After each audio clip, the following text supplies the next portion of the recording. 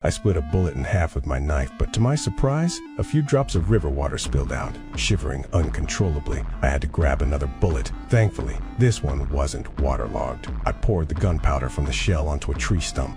Fighting through the -20-degree weather, I broke nearby branches into small pieces and placed them next to the gunpowder.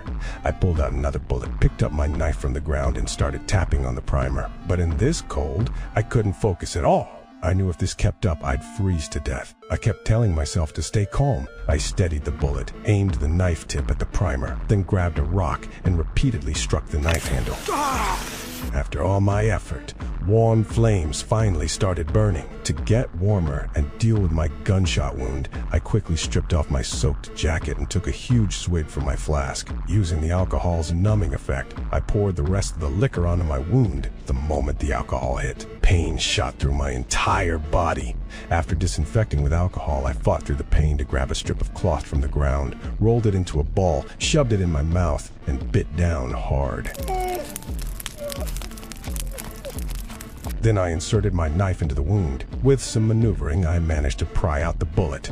The intense pain knocked me to the ground and I briefly passed out. Meanwhile, the bounty hunters who wanted me dead were closing in. As the fire slowly died out, the cold woke me up. Realizing the enemy was approaching, I grabbed my clothes and ran deep into the forest. But to confuse them, I doubled back, hoping footprints in multiple directions would throw off their pursuit. Finally, I used a branch to sweep away my footprints in the snow as I escaped. But when I reached a tree, I realized this was just buying time. To truly escape, I'd have to eliminate them. Looking at the large tree in front of me, I suddenly had a great idea. Soon, several bounty hunters arrived at the campfire. Looking at the footprints in the snow, they couldn't figure out which way I'd gone. But based on the blood trail, they figured I was injured and couldn't have gotten far. To catch me faster, they decided to split up. If anyone found tracks, the others would immediately come as backup. I hid in the tree, quietly waiting for my prey to take the bait.